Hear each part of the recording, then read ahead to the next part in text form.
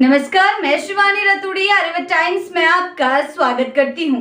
बिहार सरकार प्रदेश में फिल्म निर्माताओं की दिलचस्पी बढ़ाने को लगातार प्रयास कर रही है। इसका नतीजा भी अब देखने को मिल रहा है। सरकार का दावा है कि बिहार अब फिल्म, वेब सीरीज, डॉक्यूमेंट्री निर्माताओं की पसंद बनता जा रहा है। बिहार में अब तक 37 फिल्मों, वेब सीरीज और डॉक्यूमेंट्री को राज्य के विभिन्न लोकेशनों पर शूटिंग की अनुमति दी जा चुकी है।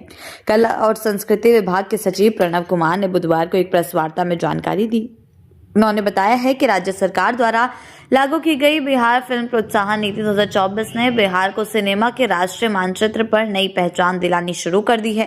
प्रणव कुमार ने बताया कि जहां भी बड़े आयोजन हो रहे हैं वहां बिहार सरकार अपनी नीतियों को बड़े पैमाने पर प्रचारित करती है। उन्होंने बताया कि सरकार ने बिहार फिल्म और ड्रामा संस्थान की स्थापना के लिए भी सैद्धांतिक स्वीकृति दे दी है। कई पर्यटन स्थलों के विकास के लिए भी कार्य किया जा रहा है।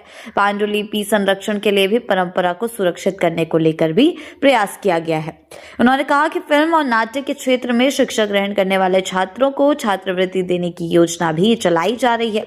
इसके तहत 13 लाख से अधिक राशि प्रदान की गई है। उनका कहना है कि राज्य की विलुप्त प्राय और हाशिए पर जा चुकी लोक कलाओं को पुनर्जीवित करने के लिए मुख्यमंत्री गुरु शिष्य परंपरा योजना शुरू की गई है। इस योजना के तहत अनुभवी कलाकारों गुरु के रूप में युवाओं को पारंपरिक कला, लोक संगीत, नृत्य और वादन का ट्रेनिंग देंगे। इस योजना का अच्छा प्रभाव देखने को मिला है। इस योजना के तहत अब तक 233 आवेदन प्राप्त हो चुके हैं।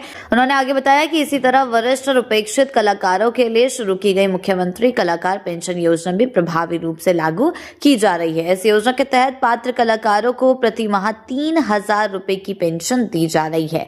यानी कि कलाकारों को बिहार में एक स्थान देने के लिए, कलाकारों को बिहार में प्रोत्साहित करने के लिए निर्माताओं की बढ़ती दिलचस्पी को देखते हुए 37 प्रोजेक्ट्स को बिहार में शूटिंग की अनुमति मिल गई है। और ये देखने वाली बात होगी कि आगे चलकर क्या कुछ होता है, क्या कुछ सामने आता है, क्योंकि जिस तरह से एक के बाद एक कदम उठाए जा रहे हैं उससे इतना तो साफ है कि बिहार सरकार लगातार कार्यरत है और किसी भी तरीके की ढिलाई बरतने के मूड में नहीं है। किसी भी तरीके की ढिलाई नहीं बरतेगी। आगे चलकर क्या कुछ होता है, हालांकि ये तो देखने वाली बात होगी। हर चीज को एक नए आयाम देने की कोशिश अब बिहार में की जा रही है। डॉक्यूमेंट्री को राज्य के विभिन्न लोकेशनों पर शूटिंग की अनुमति दी गई।